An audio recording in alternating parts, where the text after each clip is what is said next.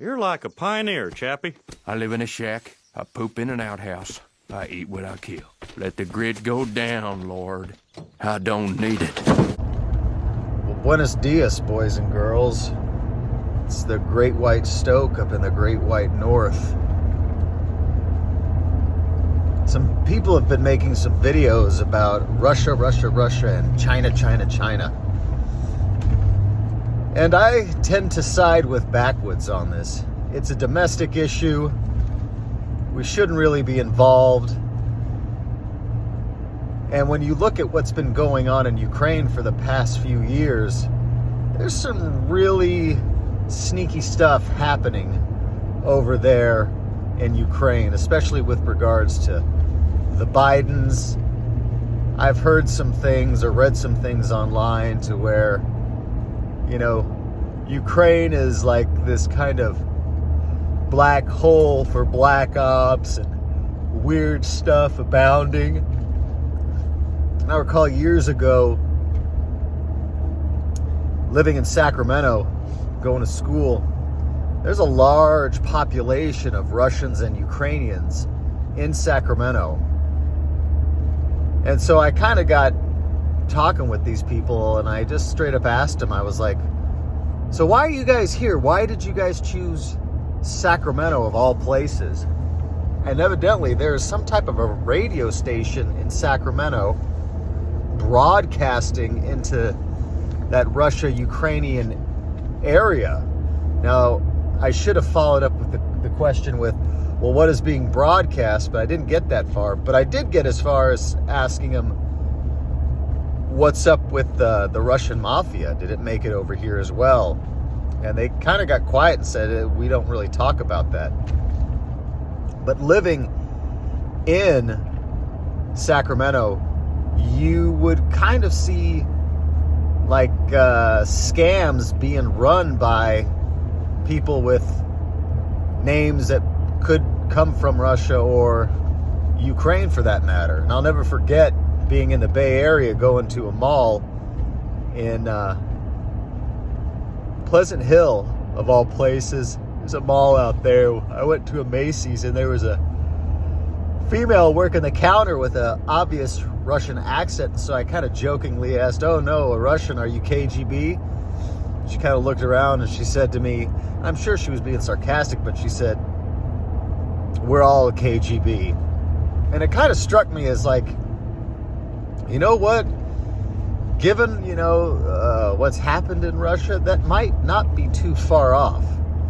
The KGB is a very serious organization. And I tend to agree with Southern Paladin's friend.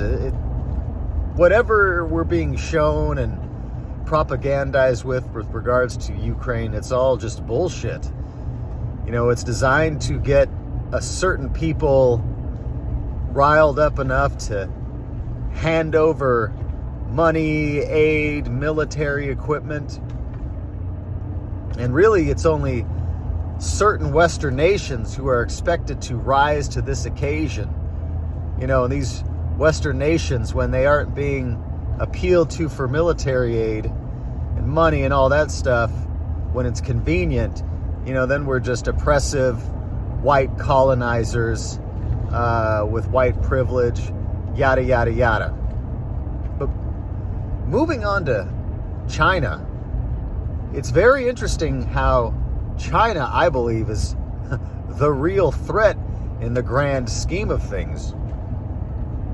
Because they've purchased ports in America, they're purchasing farmland, they've got their hooks in on Hollywood, so much so that the recent Top Gun movie, which was supposed to be, you know, a celebration of the military and a throwback to the 80s hit, you know, they had to digitally remove the Taiwan flag from Maverick's jacket because God forbid anyone say that, oh, you know, Taiwanese people and Taiwan is an independent people and an independent country.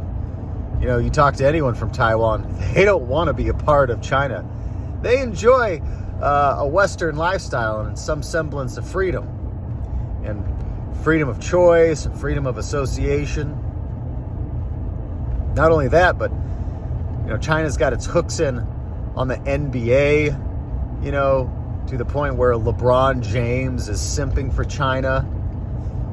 And, let's not forget, well, before I get to that point, in this recent Pfizer video where, this guy who was essentially lying to impress his third date was saying as much as, Pfizer is messing with COVID, trying to get it to evolve so they can figure out the next vaccine to make $1 billion on. But he also dropped that, COVID came from Wuhan, came out of nowhere.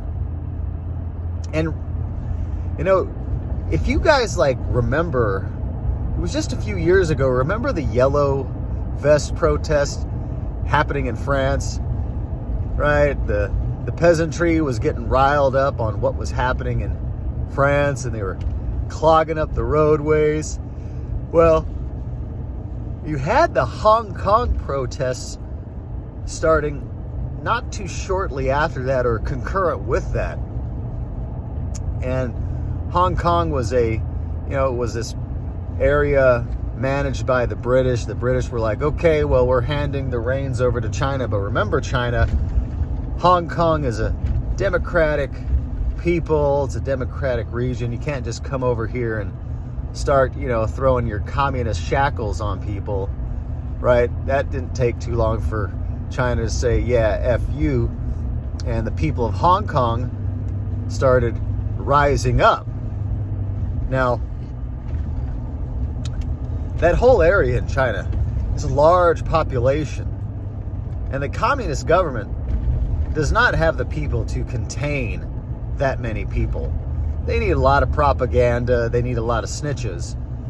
But it was easy to see that these protests were getting out of hand, and at one point they started arming the police, and it was kind of cute to see these Chinese police come out with these chrome-plated revolvers, and they started using them, and that even riled up the people even more. And it could be stated that maybe COVID was released to get the population over there under control, and of course it spread around the globe, and now we've got all of these different variants. I think I had another bout with it. My first bout was when I was an EMT. People started talking about, oh, we gotta decon this van really good because we had someone with both influenzas. And then shortly afterward, everybody started getting sick, really, really sick. It wasn't like the traditional flu. I'd never been so sick before, but I really wasn't about to take any type of vaccine. And being an EMT, they try to bully you into taking vaccines, and then they want to give you a little vaccine sticker that you put on your shirt that says, I'm not vaccinated, and then they want you to wear some type of mask. Yeah, I did not do that either. In fact, I'll have a story later about having to go through the EMT course and how I had to shut down one of the instructors for trying to force people to get vaccinated to become an EMT. But it's very interesting how the U.S. government, in light of all of this, is treating China with kid gloves. We've got this weather balloon hovering over, some very sensitive areas out in the Midwest, and China's saying, oh, just be cool, keep a level head. It's just a civilian weather balloon that got blown off course, but yet it's just sticking around the United States. Some are saying it would be a perfect delivery for an EMP, and maybe they're just trying to desensitize people to having more Chinese incursions over our airspace. But even more telling is that our government doesn't have the verve, if you will, to take it out. Now, if one of our weather balloons had gone over into China's territory and was just hanging out, China would be taking that out. No ifs, ands, or buts about it.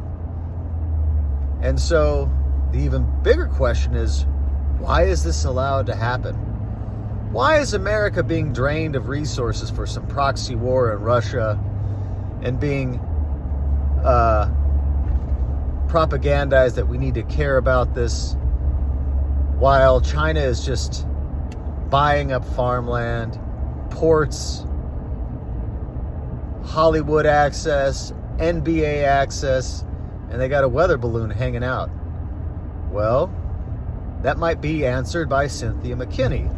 Here's a clip for you to watch. Be interesting to hear your thoughts. Take care, everyone. I'm allowed to do that because I did not toe the line on U.S. policy for Israel. What line is that they wanted? Were you told directly that you had to toe a line, or explain that to me? Well, every candidate for Congress at that time had a pledge. They were given a pledge to sign. And I was new on the scene. And so the pledge had Jerusalem as the capital city, the military superiority of Israel. American Congress people have to sign this pledge. Yes, you sign the pledge. If you don't sign the pledge, you don't get money.